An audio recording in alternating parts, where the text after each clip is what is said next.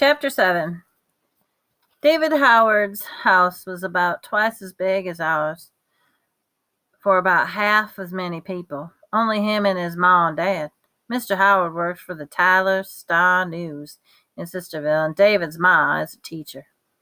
They're always glad to have me come down for a visit, partly because David and I are best friends, and partly, I think, because their old house is so big the three of them get lost in it. I got 2 floors. It's got 2 floors, 3 counting the basement, and 4 counting the attic. It has 4 bedrooms. Upstairs, 1 for David, 1 for his folks, and just 1 for company, and then 1 for his father's books with a computer in it. Downstairs, there's a big kitchen and a dining room with a fancy light hanging over the table, a parlor, and a side room with lots of windows, just for plants, plus a porch that turns along 3 sides of the house. I told Ma once that the Howards had a room just for company, and a room just for books, and a room just for plants, and she said that were 3 rooms too many. First time I ever saw envy in my ma. David says the house used to belong to his great-granddaddy, so I figured it'll be David's someday. Like, maybe our little house on the hill in the meadow in the far woods will belong to me and Shiloh, except I'll probably have to share it with Darrell Lynn and Becky and whoever they marry, and that's a whole lot of people for 4 rooms. "Marty," Mrs. Howard says as I ring their doorbell. That sounds like church chimes. "We're so glad to see you. Come on in." She always means it too, as though she thinks about me even when I'm not there. Then David comes whooping downstairs carrying a helicopter that flies when you pull the string. Pretty soon we're out in the backyard chasing around after the helicopter and telling each other what we've been doing for the last 6 weeks since school let out. I gotta bite my tongue and not to tell him about Shiloh, and we sit on David's back steps and I eat popsicles his ma makes out of pineapple juice. I tell David about the fox I saw with a gray body and a red head, and he tells me that his aunt Siamese cat that yowls just for the pure joy of making a noise. Then I tell him about Judd Travers and how he's mean to his dogs, not mentioning Shiloh, of course. And then David says he's got the surprise to show me. So we go upstairs to the room, and David says he got a pet. And I ask him, do you want to hold it? Sure, I tell him. What is it? Sit down, close your eyes, and hold out your hands, said David. I sit down on the edge of the bed and close my eyes, hold out my hands, and I expect something warm and wiggly and furry to plop in my arms. Instead, I feel something cold and round and plastic. And when I look, it's a fishbowl with sand in it and a hermit crab scurrying around on the shell on his back. This is a pet. My first pet, David says. His name is Hermie. See all those shells in there? We bought them for him. At night, he gets out of one and puts on another, like changing clothes. I look at David and I look at the crab in the fishbowl, and I want to tell him about Shiloh and how we run up and down the far side of the hill every day and roll in the grass and how he licks my face, but I can't tell him anything, not yet. Not ever, maybe. Hermie's sort of fun, though. We get out David's old blocks and kind of play with the back in the kindergarten, and then we build him a maze with walls on both sides, and we put Hermie in it.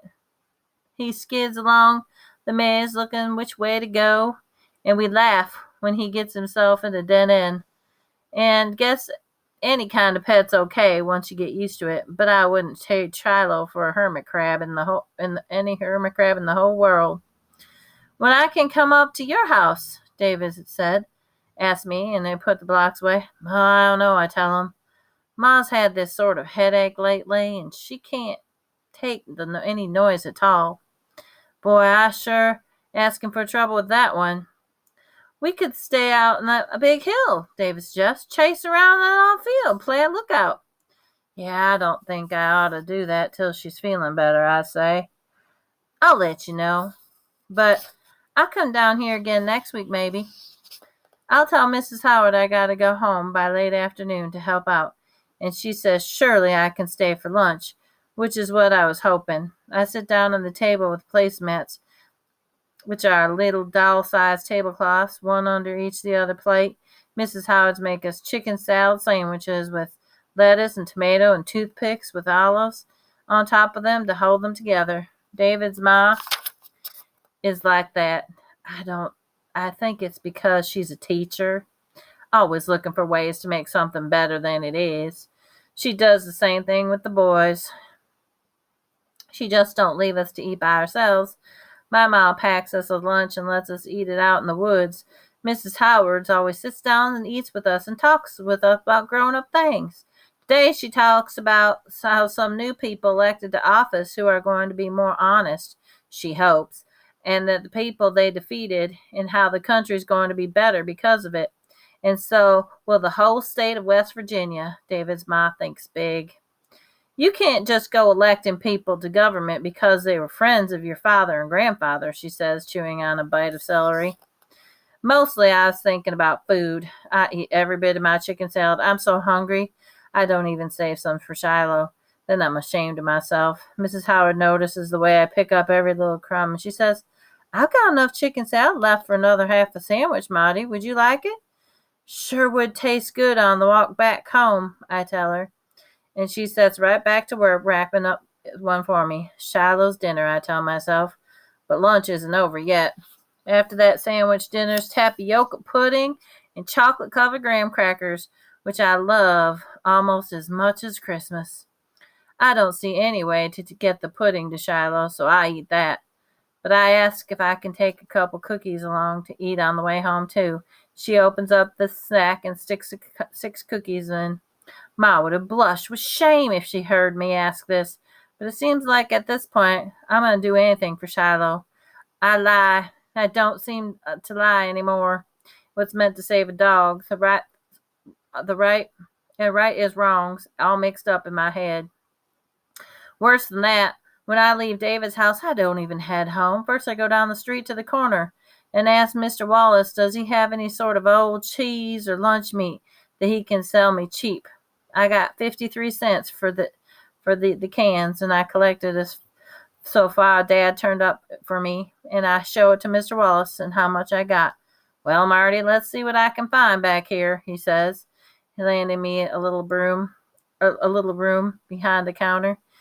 He's sort of talking without looking at me, the way folks do when they don't want to embarrass you. I got some stuff here that's not exactly spoiled, but it's too old to sell. Wouldn't want your family getting sick on it, though. I blushed then, 'cause my dad would die of embarrassment if he knew that Mr. Wallace was thinking, and I'm buying this food for our supper, but there's no way in the world I can let him know about Shiloh. So I give him all the change I got, and he lets me have a big hunk of cheese, moldy on one side, and a carton of sour cream, and half package of frankfurters that somebody opened and brought 5 of. I'm happy as a flea on a dog. Somehow I know, without asking, Mr. Wallace isn't going to be telling folks about it, because around here people tend to keep quiet about someone else's business.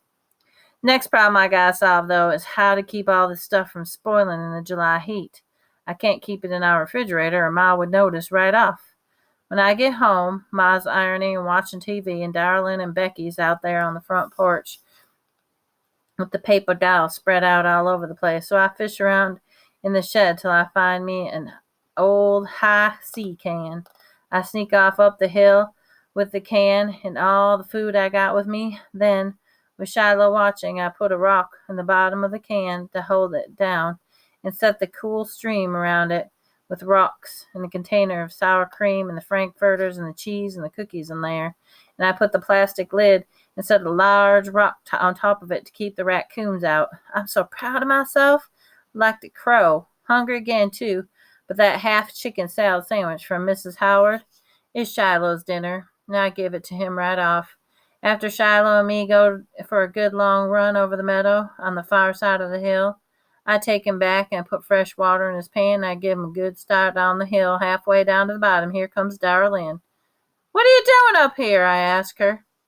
My heart started to thump. Just want to see what you're doing, she complains.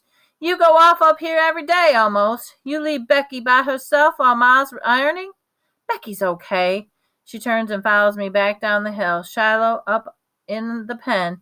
Don't make a sound. And that's how smart that a dog he is. Well, I was looking for that snake again, but he's hiding from me good, I tell her. You still didn't get him? She asks when I look back. She's got her eyes to the left, then to the right.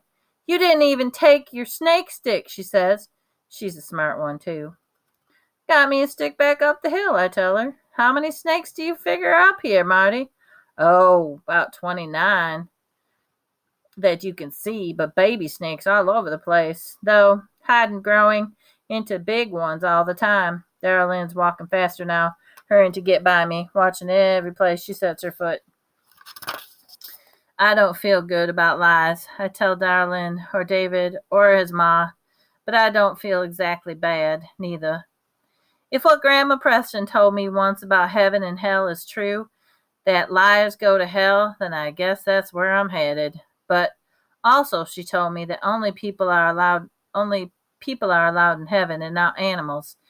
And if I was going to heaven and looked down to see Shiloh left below, head on his paws, I'd run away from heaven for sure.